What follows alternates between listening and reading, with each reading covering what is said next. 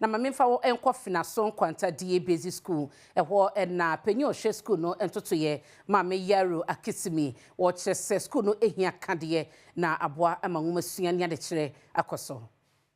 Yaro Grace Akisimi ena ye school peni oda FENASO NKWANTA basic school ano na odi atutwa se school yi mpanifo titire bebre ena ewie school ho no mo a omo ababaje ntitiye nanso wonum hia kade bebre ya ebeboa amwatete daache mpanifo bi aka ho odi atutwa se ejana bia school fo beye wo ho yiye bebi onum betena esuade o mesiesie ema won bebi a akyerkyerefo betena atoche apansam ntiaban emeko won moa ene FENASO NKWANTA basic enya mfie eduasia school a aboa atete mpanifo bebre eho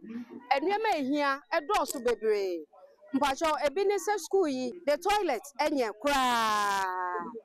a death trap bibia betimi esi bra me no kase sanso na school yi esanse dadanti no ehia renovation bebre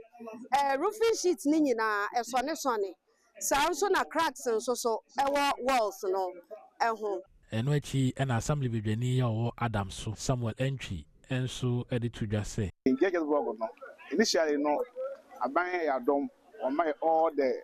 family blocks na committee no struggles of messages changes me other my series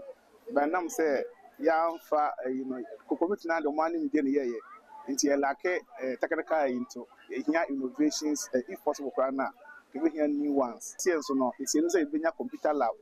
a modern one for school stairs there or say to kura na omotimi etimi the easy access to computer ya tama ye ne ko school say no